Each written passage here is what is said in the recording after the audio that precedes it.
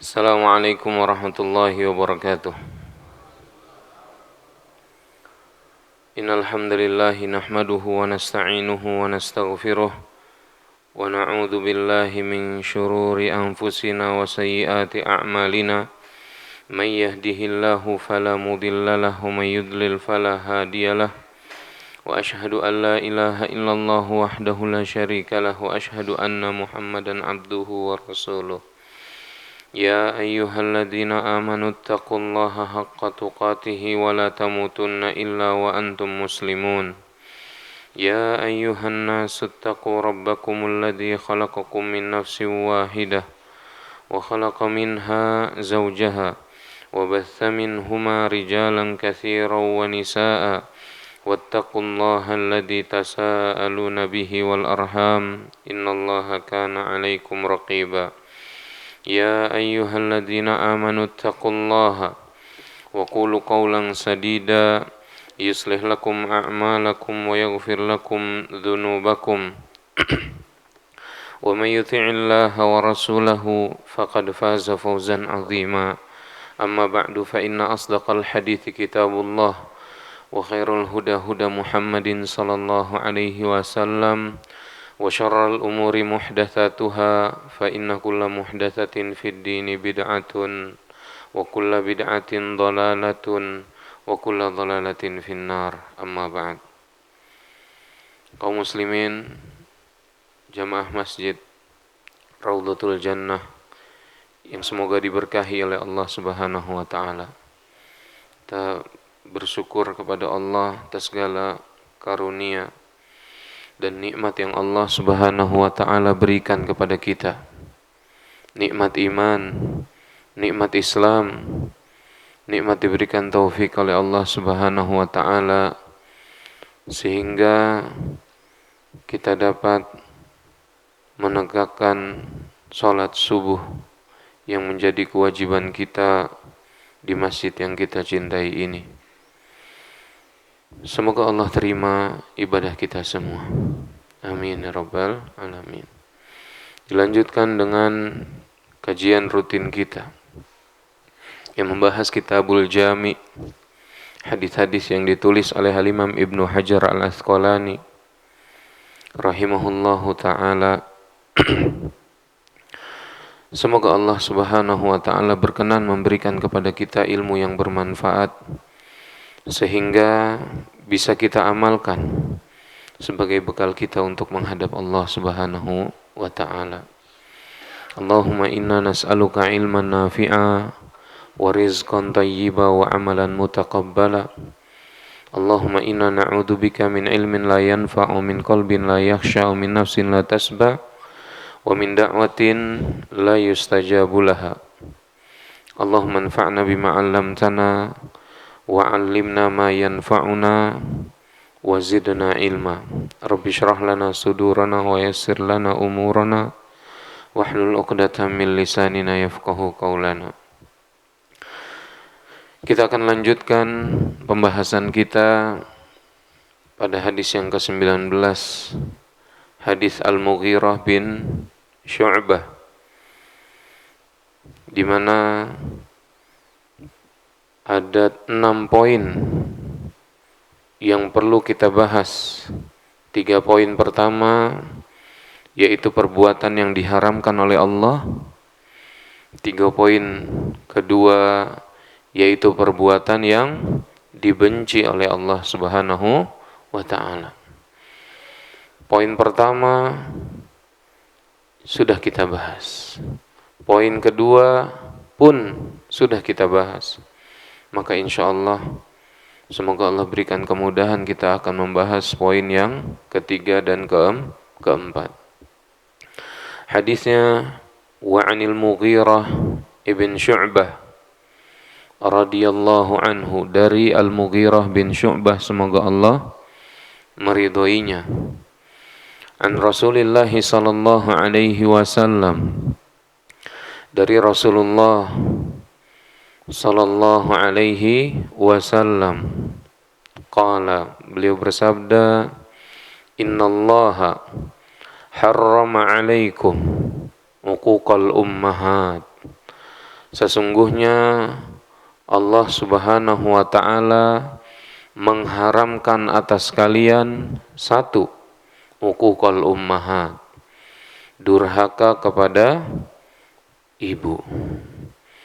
Wa wa'dal banat, dua, Allah mengharamkan atas kalian mengubur anak perempuan hidup-hidup. Tiga, wa man'an wahad, Allah melarang atas kalian suka meminta, malas memberi.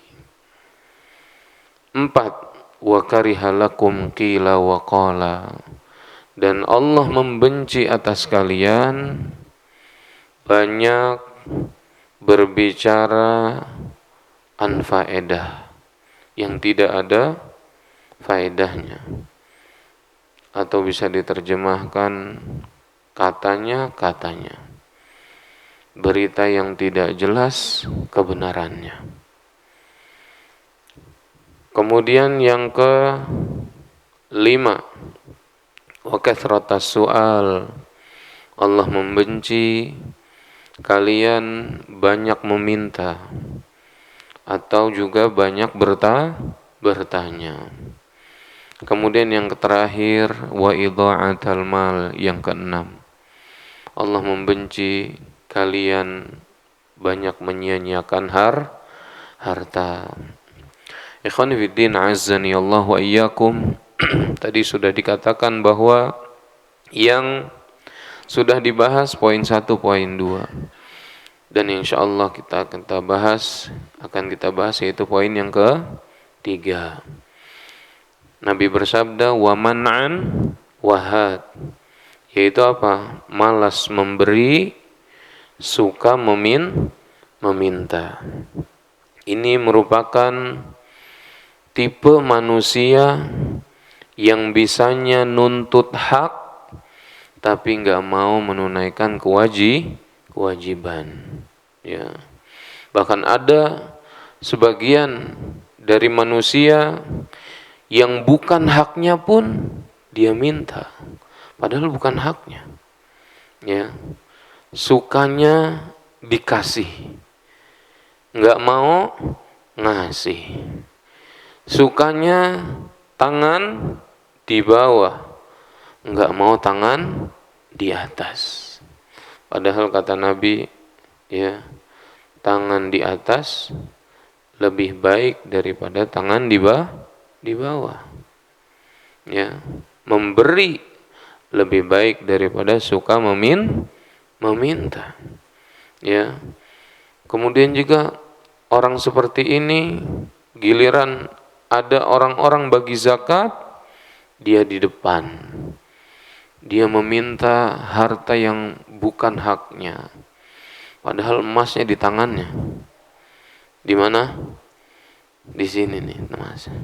Ketika sedang meminta dan menerima zakat, emasnya di sini. Ya. Tapi memberi zakat enggak mau. Maknanya juga adalah ketika datang ke tempat kerja, sukanya telat. Padahal nggak punya uzur. Giliran gajian, maunya full. Nah, ya. Giliran gajian, maunya full. Dipotong dikit, melotot. Galakan dia. Ya. Galakan dia. Maunya makan enak. Ya. Kemudian dia tipe berikutnya maunya makan yang enak-enak. Tapi sama istri pelit. Ya. Istrinya dikasih duit ngepas banget. Pokoknya uang segitu gimana caranya biar makan enak. Lah bagaimana ceritanya? Ya. Dan padahal apa?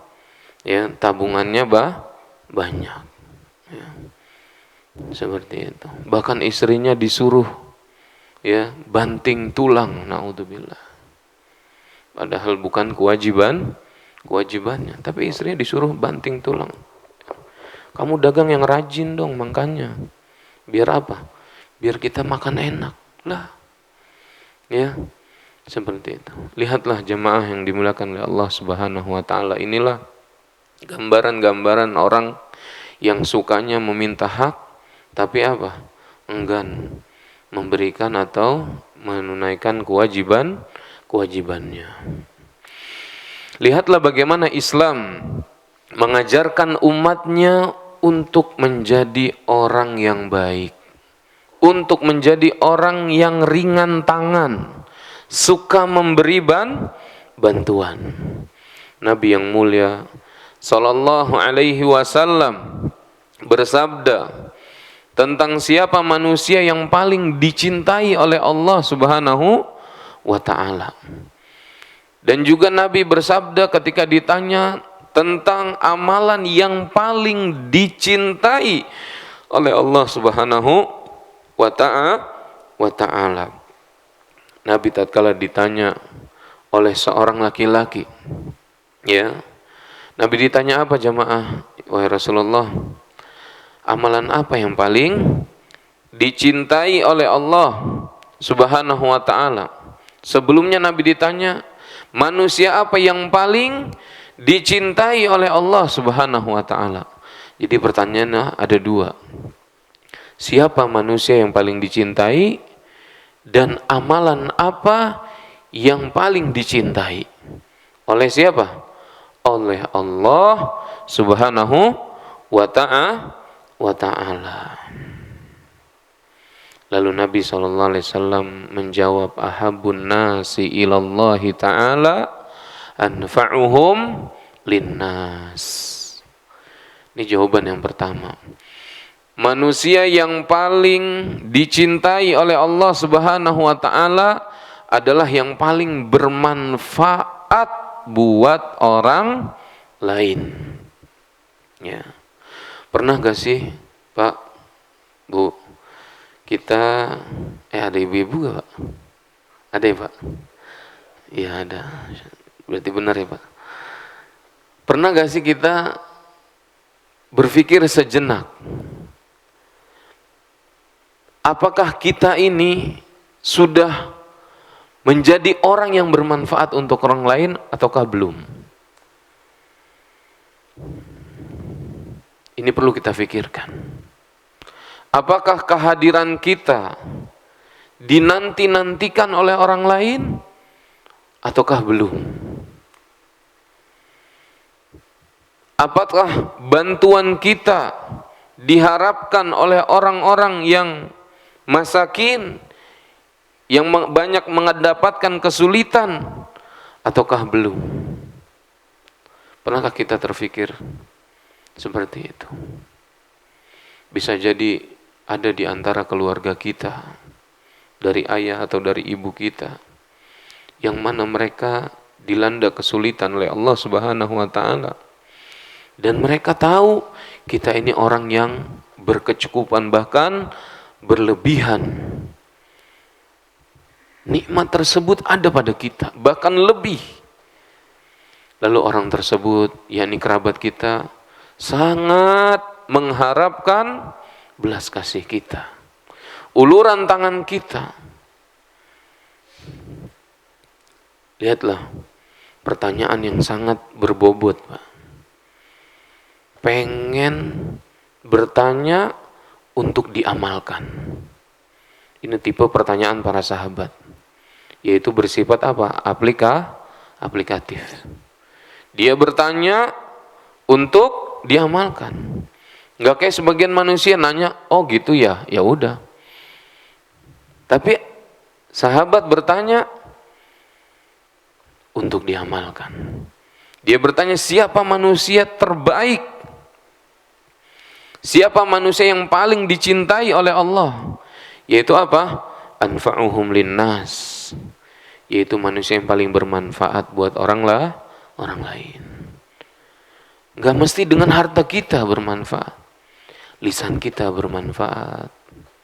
Terkadang seorang berbicara, bagi dia biasa aja. Ternyata bagi orang lain, oh gitu. Sangat bermanfaat. Bagi dia udah biasa mungkin, tetapi buat orang lain sangat membekas. di dalam hatinya dengan perbuatan kita.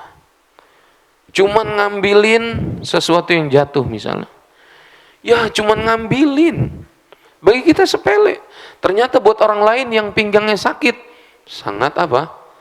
Sangat bermanfaat. Ya Allah, sebegitu pedulinya beliau sama anak. Sebegitu sayangnya beliau sama anak. Sama anak. Sampai rela mau mengambilin sendal. Sampai rela ngembungkuk untuk ngambil sendal buat anak jalan. Lihat. Sepele tapi sangat berdampak besar untuk orang lain. Dan ketika Nabi ditanya, wa ahabbul a'mali ilallahi azza wa jal, amalan apa yang paling dicintai oleh Allah azza wa jal? Apa jawab Nabi jamaah? Sururun tudkhiluhu ala muslim. Kebahagiaan yang kau masukkan ke dalam hati seorang muslim. Kita nyenengin orang, kita bahagiain orang, kita membuat seorang tersenyum, bahagia, karena kesulitannya sudah apa? Dilepaskan oleh kita. Kita ngelihat ada anak kecil, sedang kita megang apa? Ketika itu megang makanan. Dek, ini buat kamu. Lihat, diterima oleh anak kecil tersebut. Lalu dia makan. Kenyang dia. Kenyang. Bisa jadi perbuatan kita ini, Pak, diingat sampai dia dewasa. Saya pernah keluar dari kelas. Kemudian saya papasan sama Dr. Sofa. Rahimahullah, beliau sudah meninggal. Dosen saya, Pak, di Libya. Ketika saya keluar dari kelas, beliau ingin masuk ke dalam kelas, ngajar ke kelas lain. Saya dikasih rutop, Pak. Kurma. Ya Allah, bahagia benar, Pak. Mana lagi laparnya itu. Ya, luar biasa. Sampai sekarang saya teringat. Padahal sudah bertahun-tahun lamanya. Ya. Saya dikasih, saya makan. Dan sampai sekarang membekas, lihat. Jangan kita remehkan kebaikan sekecil apapun. Jangan, belum kaya Ustadz, gimana mau ngasih? Kita memberi sesuatu tidak mesti harus kaya. Lihatlah Nabi sallallahu alaihi wasallam bersabda, "Idza tabakhta maraqatan fa'aktsir ma'aha wa ta'ahad jiranaka." Jika engkau memasak marokoh, kaldu, perbanyak kuahnya, berikan kepada tetangganya. Lihat, Nabi suruh kasih kuahnya aja. Karena memang apa? Enggak ada lagi, sedikit doang. Kalaupun ada, kasih dagingnya satu, seolah-olah demikian. Menunjukkan bahwasanya apa? Ada orang yang memang punya kesulitan ekonomi, tapi pengen memberi. Bisa jadi itu merupakan apa? Sebab kita diampuni dosanya oleh Allah Subhanahu wa ta'ala. Bisa jadi itu yang diterima sama Allah. Sedangkan amal yang besar ditolak sama Allah karena hatinya riya. Pengen dipuji, pengen dapat kedudukan, indan nas, pengen dapat kehormatan, pengen dapat sanjungan dari manusia, dan ia telah berbuat syirik kecil. Syirik kecil adalah dosa besar. Jangan, syirik kecil ini, syirik kecil dosa besar. Dan ia akan mewasilahkan ya kepada syirik besar. Lihat, amalan yang paling dicintai oleh Allah Subhanahu wa ta'ala adalah apa? Seorang memberikan kebahagiaan di hati orang lain. Jangan jauh-jauh orang lain dulu. Perhatikan istri kita dulu. Orang tua kita dulu. Ya. Di antara kebahagiaan yang kita berikan kepada istri kita, tatkala kita sampai di rumah, kita senyumin dia, Pak. Assalamualaikum istriku. Pernah, Pak? Ya. Masak apa? Langsung masak apa? Ya. Iya enggak? Masakin air hangat. Oh, langsung masakin air hangat. Senyumin dulu, sapa. Ya. Gimana sayang? Ya. Hari ini gimana? Anak-anak, senyumin dulu. Tanya. Ya, gimana duit yang sekoper udah habis belum? Wah. Ya kan? Gitu. Kurang bilang, ya.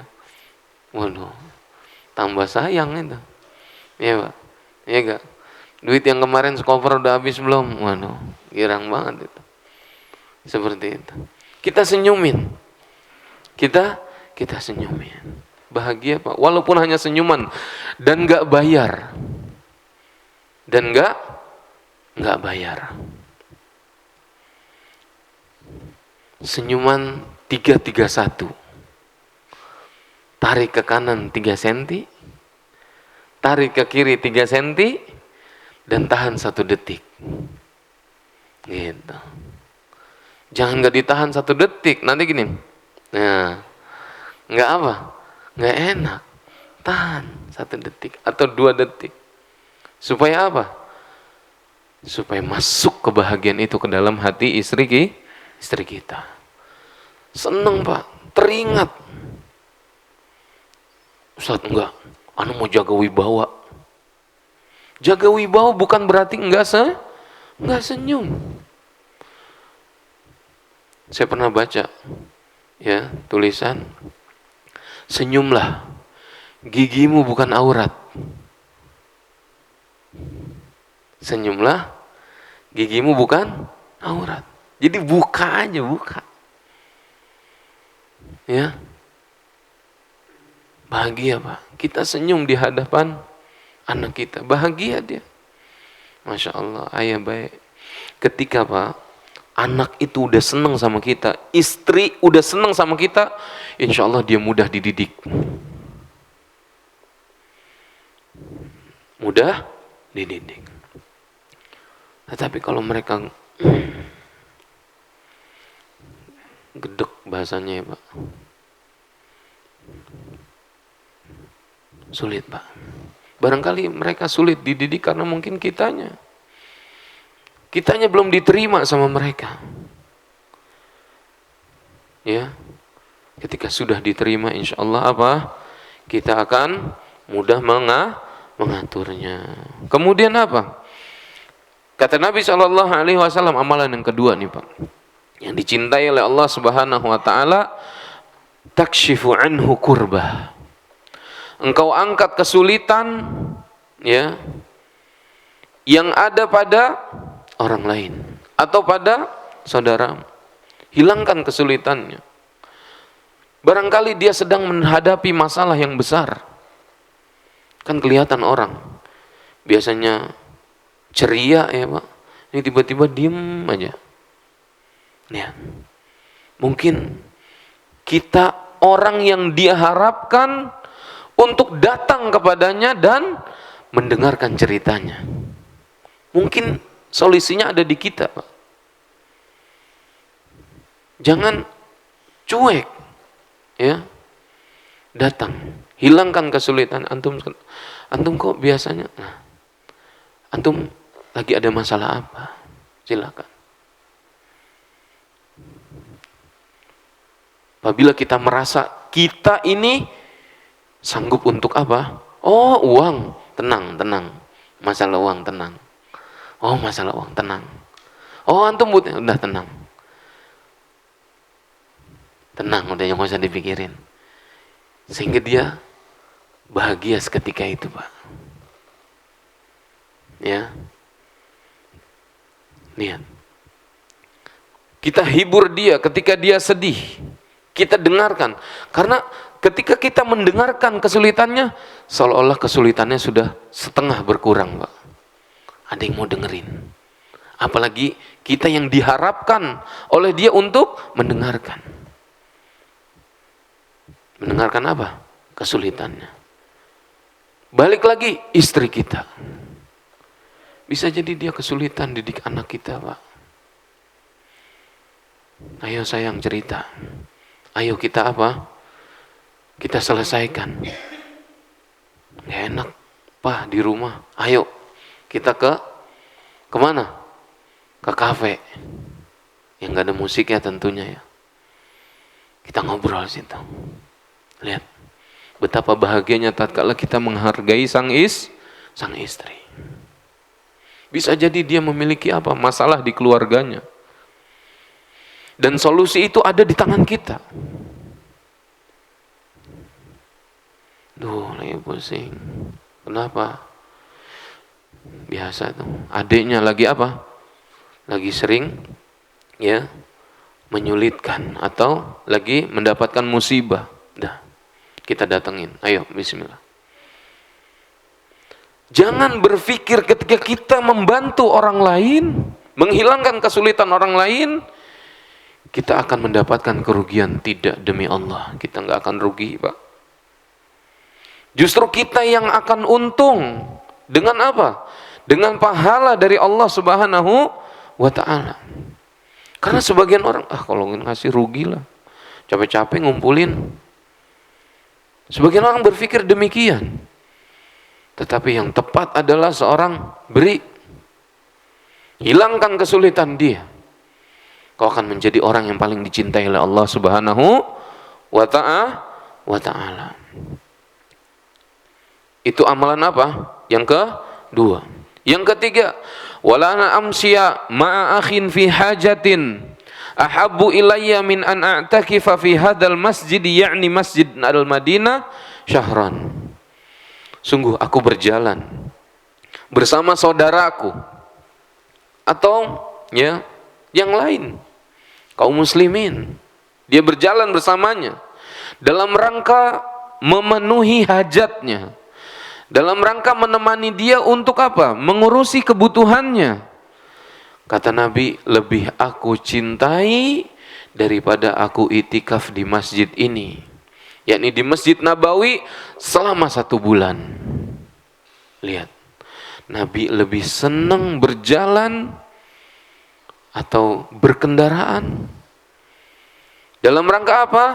Memudahkan urusan orang lain, membantu orang lain. Itu lebih Nabi cintai daripada beritikaf di Masjid Nabawi selama 1 bulan. Padahal Pak, kalau kita perhatikan, pahala ibadah di Masjid Nabawi itu besar atau kecil, Pak? Besar. 1 kali sholat di Masjid Nabawi 1000 kali lipat lebih baik daripada sholat di Raudatul Jannah. Itu baru sholat. Belum 2 sholat, belum 3 sholat, belum 4 sholat, belum 5 kali sholat, belum sholat sunnahnya, belum zikirnya, belum berdoanya, belum bersalawatnya, dan belum dikalikan 30 hari, yaitu 1 bulan. Bayangkan Pak, seberapa besar pahala yang didapatkan seorang tatkala apa? Beribadah di Masjid Nabawi. Namun ternyata ada hal yang lebih Nabi cintai dari itu semua, Pak. Apa? Yaitu berjalan bersama saudaranya dalam rangka memenuhi kebutuhannya. Tolong aku dong, Pak. Kenapa? Istri saya mau lahiran, butuh kendaraan, ayo. Ini contohnya. Ayo mas saya, Pak. Siapkan 5 menit lagi saya sampai depan rumah. Ditunggu-tungguin gak datang, jangan begitu juga. 4 waktu. Lain cerita kalau ada udzur. Lihat, dia berjalan mengantar apa? Mengantar istrinya untuk lahiran. Tolong saya dong, Pak. Lihat. Karena kita tahu dia ini memang apa? Butuh untuk ditolong. Ada orang, Pak, yang memang butuh untuk ditolong, ada yang nggak butuh. Cuman apa? Cuman dia ya pura-pura pengen ditolong. Lihat. Cuman ngetes. Seperti itu. Maka ya Nabi SAW mengatakan tadi, ya, salatun fi masjidi hadza afdalu min alfi salatin fi masiwa. Ya, sekali salat di masjidku ini lebih utama daripada 1000 kali salat di masjid yang lainnya. Lihat. Besar pahalanya di sisi Allah Subhanahu wa taala. Poin berikutnya, ya. Allah membenci 3 perbuatan. Allah membenci 3 perbuatan, yakni ya poin yang keempat, ya itu apa? Qila wa qala. Maknanya apa, Pak? Qila wa qala? Katanya. Apa maknanya? Kata Imam An-Nawawi, yaitu ngobrolin perilaku orang lain yang tidak ada manfaatnya. Ini makna qila wa qala. Katanya sih lagi ini, katanya sih lagi itu. Nih ngobrolin perilaku orang lain nih yang gak ada manfaatnya, ya.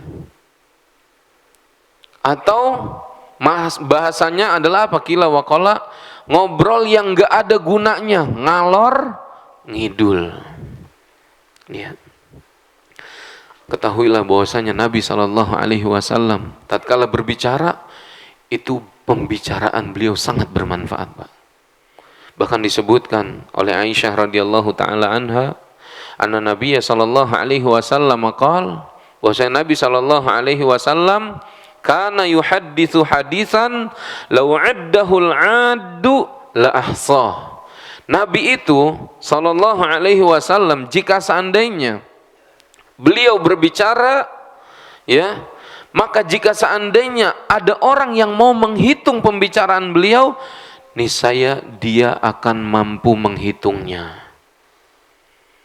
Sedikit tapi bermanfaat. Sedikit dan berbobot, Pak. Itu pembicaraan Nabi SAW. Enggak ngalor ngidul, enggak bermanfaat, enggak. Ya, tidak bermanfaat, enggak. Nabi kalau ada yang mau ngitung pembicaraan beliau, niscaya dia akan sanggup menghitungnya. Ini poin, tek. Menunjukkan pembicaraan beliau sangat bermanfaat. Dalam riwayat lain, yaitu riwayat Imam Ahmad, disebutkan karena Rasulullah sallallahu alaihi wasallam la yasrudu sardakum hadza yatakallamu bikalamin yubayyinuhu faslan yahfaduhu man sami'ah. Lihat. Pembicaraan Nabi sallallahu alaihi wasallam, beliau tatkala berbicara, beliau enggak nyerocos. Beliau berbicara dengan perkataan yang jelas, dengan perkataan yang bisa dipahami oleh siapa? Oleh orang yang mendengarkannya. Tenang, jelas, nggak nyerocos. Ini tipe perkataan Nabi Shallallahu Alaihi Wasallam. Bahkan disebutkan, barang siapa yang beriman kepada Allah dan hari akhir, hendaklah ia berkata baik atau diam. Man kana yu'minu billahi wal yaumil akhir falyakul khairan aw liyasmut. Kul khairan taghnam. Katakan yang baik, kau akan beruntung. Awiskut an syarrin taslam. Atau diam dari yang buruk, kau akan selamat. Wa illa fa'lam annaka satandam. Kalau enggak, ketahuilah engkau akan menyesal. Ibarat panah, Pak. Ketika sudah dilepaskan dan sudah menancap, maka itu akan membekas di hati orang yang mendengarnya. Lihat. Dan orang yang paling dibenci sama Allah Subhanahu wa taala, siapa, Pak? Wa inna abghadakum ilai, sesungguhnya orang yang paling dibenci, ya, oleh aku, kata Nabi SAW, apa? Aba'adakum minni yaumal qiyamah, dan orang yang paling jauh kedudukannya dariku pada hari kiamat, siapa dia? As-sarsarun. As-sarsarun. Siapa as-sarsarun? Yaitu orang yang banyak berbicara dan berlebih-lebihan, ya, sampai keluar dari kebenaran. Wal mutasyaddiqun, ini orang yang paling dibenci sama Nabi. Siapa? Orang yang banyak berbicara dengan apa? Dengan tidak hati-hati. Wal mutafaihikun, dan apa? Orang yang mutafaihikun, yaitu mereka orang-orang yang sombong, ya, yang banyak berbicara untuk menunjukkan kefasihannya, untuk menunjukkan keutamaannya, tapi hatinya sombong, Pak. Meremehkan orang lain. Nih, saya nih, ya, kalau boleh cerita sedikit sih, ya, lihat, menunjukkan apa?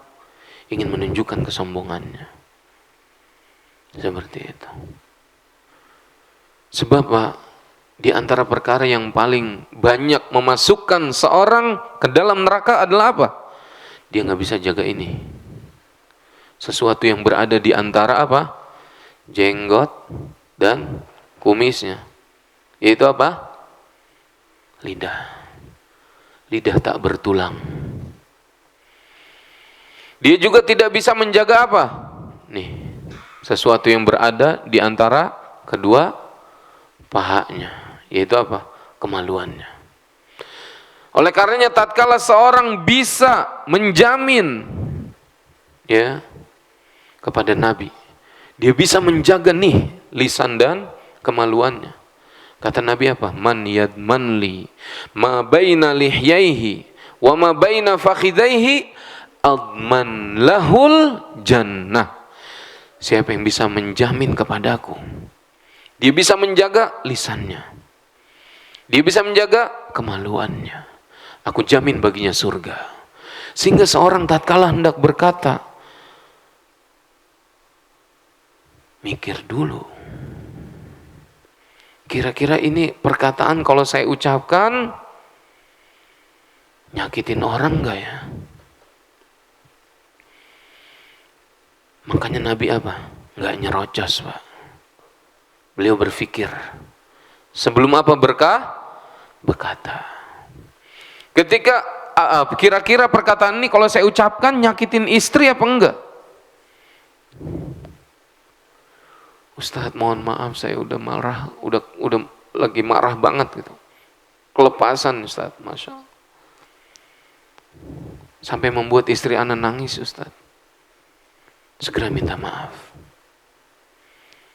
Segera minta maaf. Jadikan dia, ya, berusaha agar dia menerima, ya, kesalahan kita dan memaafkan kita.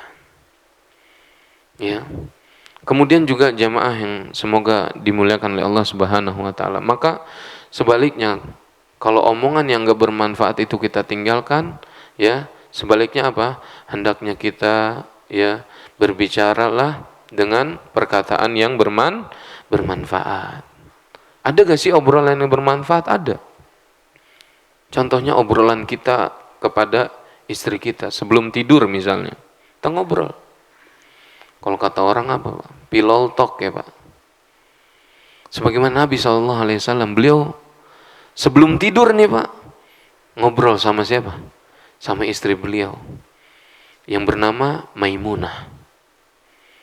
Hal ini diungkapkan oleh siapa? Ibnu Abbas radhiyallahu taala anhu. Kata beliau apa? Bittu inda khalati Maimunah, aku nginep di rumah bibiku Maimunah. Fatahaddatsa Rasulullah sallallahu alaihi wasallam ma'a ahlihi sa'atan thumma raqad.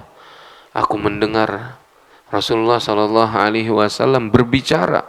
Lihat Nabi ngajak ngobrol istrinya. Beberapa saat. Dengan siapa? Dengan Maimunah. Thumma raqad. Kemudian Nabi tidur. Lihat, Pak. Jadi jangan langsung datang blok langsung tidur. Usahakan ada sesaat kita tanya istri kita. Kita usap kepalanya. Kita peluk. Ya Allah. Bahagia, Pak. Sebagaimana kita senang diperlakukan oleh istri kita, perlakukanlah istri kita dengan apa? Yang kita sukai, yaitu dengan kebaikan.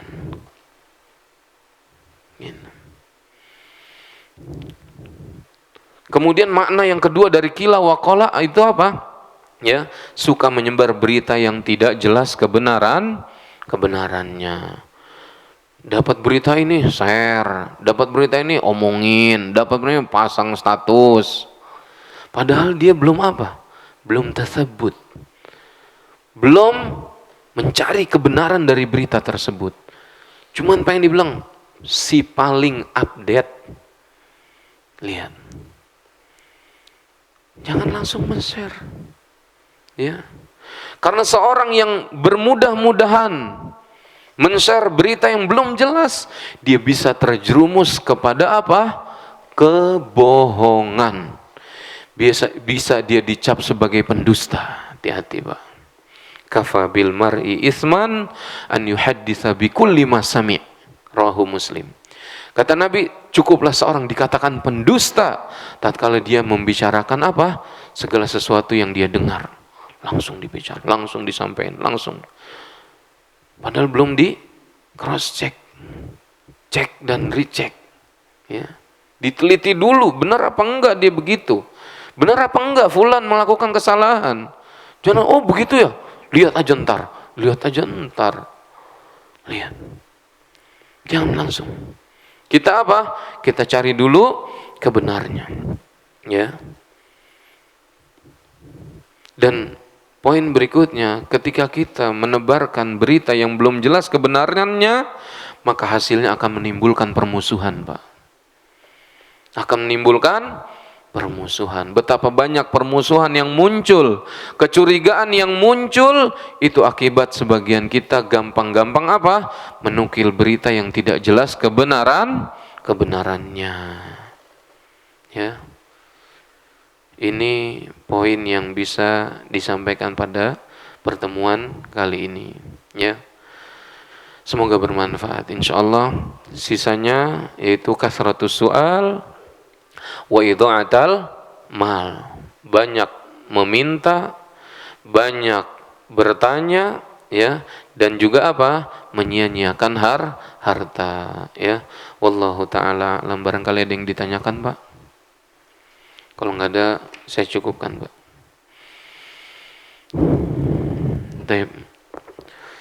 Terakhir mungkin dari saya, kita ini akan bertemu dengan bulan Ramadan insyaallah taala. Kita mohon kepada Allah Subhanahu wa taala agar Allah menyampaikan umur kita pada bulan Ramadan dan kita banyak beribadah di dalamnya. Semoga Allah terima ibadah kita di bulan Ramadan tersebut. Amin. Ya Rabbal Alamin. Ya, dari sekarang sudah mulai berniat untuk banyak melakukan kebaikan, Pak. Niatin, saya Ramadan mau ngerjain apa aja, niatin, catat. Kita punya handphone, kita catat di handphone kita. Karena handphone kita yang sering kita pegang, ketimbang apa? Buku catatan. Kita buka, kita baca. Saya mau hatam 10 juz. Saya mau sedekah di sini, saya mau sedekah di sana. Saya mau baca, ya mau sholat ini, mau sholat itu. Catat dari sekarang. Kata Imam Ahmad, Pak, kepada anak beliau, ya bunai, inwil khair. Wahai anakku, niatkan kebaikan. Fa innaka la tazalu bi khairin ma nawaital khair. Sesungguhnya engkau akan senantiasa berada di atas kebaikan selama engkau meniatkan untuk melakukan kebaikan. Seandainya Allah Subhanahu wa taala tidak menyampaikan umur kita, Pak, kepada bulan Ramadan, Allah akan berikan ganjaran atas niat baik kita. Wallahu taala alam. Subhanakallahumma bihamdik, Asyhadu an la ilaha illa anta astaghfiruka wa atubu ilaik. Kurang lebihnya mohon dimaafkan. Assalamualaikum warahmatullahi wabarakatuh.